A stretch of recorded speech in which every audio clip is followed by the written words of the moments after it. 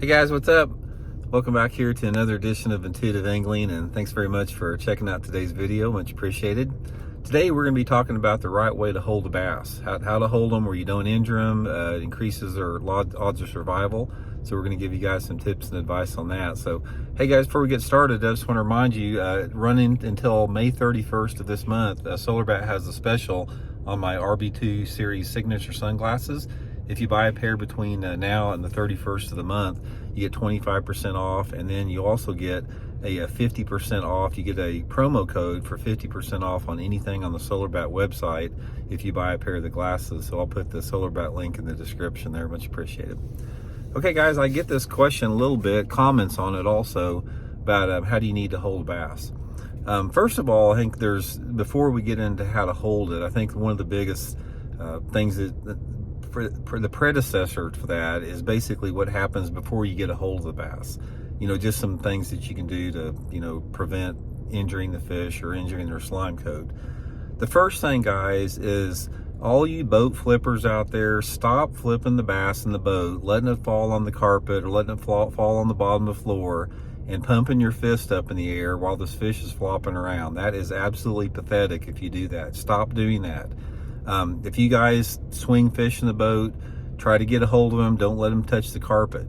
Touching the carpet, touching anything like that is going to damage them. That's probably one of the worst things that you can do. If you use a net, try to get a net that has some type of a protective coating on it. So again, you just don't remove that slime coat. That's the main thing, guys, is you do not want to remove the slime coat that's on the fish. That is there to protect them from, injuries. So a lot of it goes a long way, just what happens before you actually touch the fish.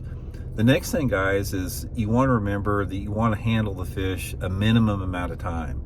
If you're fishing for fun and you're not in a tournament or anything like that, try to release the fish sometimes before even taking it out of the water, unless you want to, look at her to get a picture, something like that. Try to keep the fish in the water and just unhook it. Most of the time, when I'm out fishing for fun or practicing, if I catch one, I just get down in the passenger seat of the boat and just unhook him and, gently let him swim back. I love watching them swim back down in the water anyway, so that's a good way that you can do that.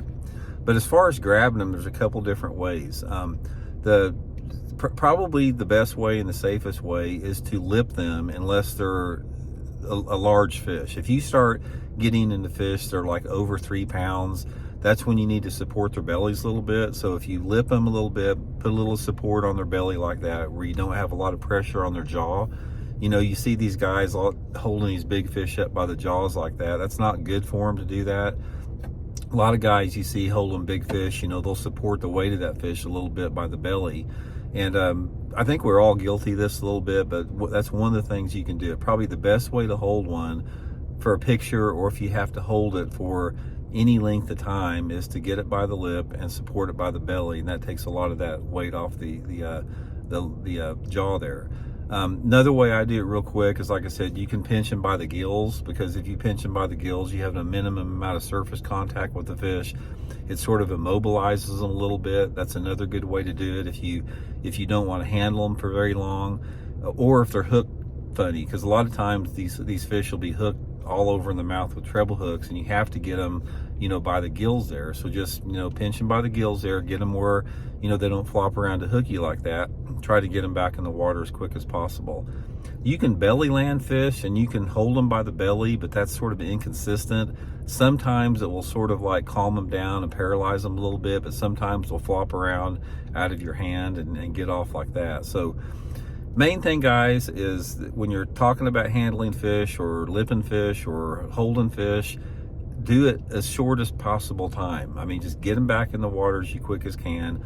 Don't put a lot of pressure on their jaws, and stop freaking dropping them in the floor of the boat and jumping up and down like a freaking goober. Just get them, have a little respect for the fish out there. So anyway, guys, that's my 2 cents worth on it. Hope you guys are doing good. We'll talk later. See you.